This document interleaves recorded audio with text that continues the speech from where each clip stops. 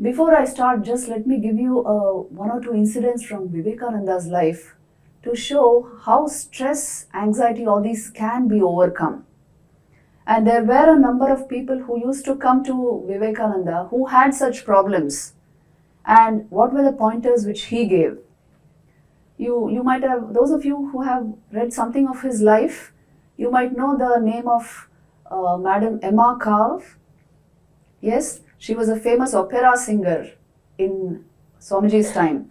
And she was a French opera singer who was very popular in the United States. So she was so popular. I was in the United States recently, and even now people remember her. So in her own time, she was a celebrity. And although she had everything that a human being could want, she was not happy, as many celebrities are.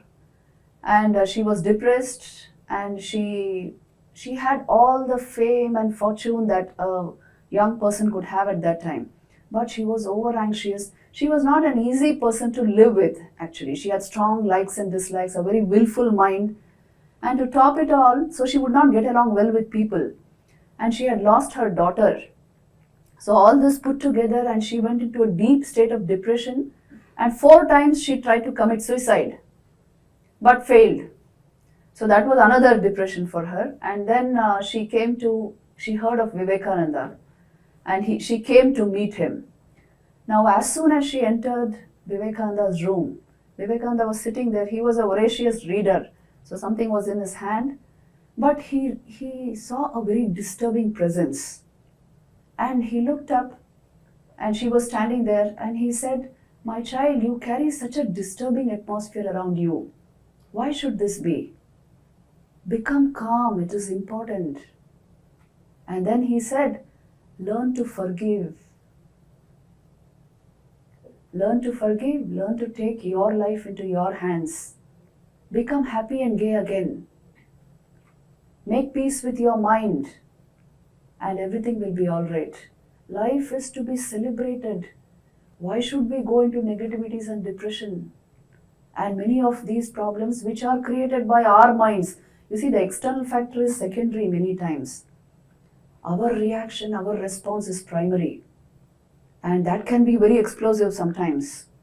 So here we will try to see how all this yoga, Vedanta, all this help us in mind management. As soon as Vivekananda said these words, that lady calmed down. Vivekananda was a great yogi. He had that power.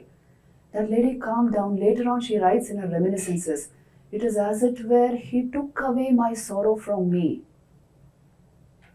I have met this noble man who simply carried the weight out of my heart and gave me the peace and joy which a good life offers." Now, what did Vivekananda do to her that she became like this? Same case is that of Rockefeller. You know Rockefeller and the amount of contribution he has made to the modern world. He was the Bill Gates of his time. And he also, when he came to Vivekananda, by that time he was not the richest man as yet in America, but he was the owner of the Standard Oil Company who had given his entire life to building his business. He was also very willful and a go-getter and not very easy to get along with, but he amassed a huge fortune. Everything he had, but no peace of mind.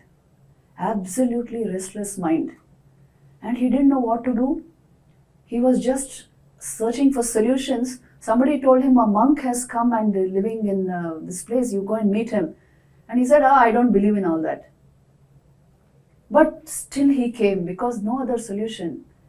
And as soon as he entered Vivekananda's drawing room, Vivekananda was not there, he was in the study.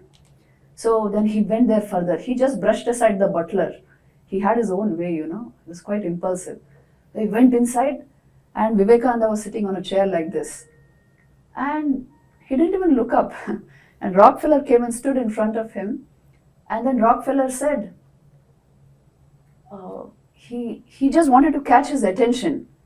And then Vivekananda just lifted his eyes and detected the troubled atmosphere around him. And then he told him a few things which were private to Rockefeller. Only he knew of it, and maybe his family knew of it. And then he said, I know what you lack. You lack peace of mind. You are the owner of so much, but the basic thing is not there with which you can enjoy life after amassing so much. And then Rockefeller said, how did you know this? And Vivekananda said, I don't need somebody to tell me. I can see through you as one can see through a glass case. And then he said, look, you have assumed you are the owner of your wealth. Remember this, you are not the owner of your wealth, you are the custodian of your wealth. And your wealth is not yours. It is meant for the people who are in need. It is passing through you. You are a trustee. You are a custodian. But you are not the owner. And you are meant to use that wealth for others, for those who are in need. And if you are not doing that, you will not find peace of mind. Rockefeller was not used to being advised. So he listened to all this and became very serious and abruptly left the place.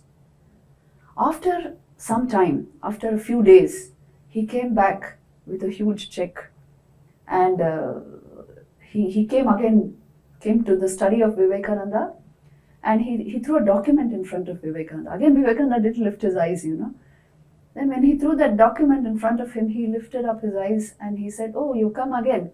And he said, yes, look at this. I have made a huge donation to a public cause. And Vivekananda passed through it. Yes, he had made it. And then he said, okay, so then you can thank me for it.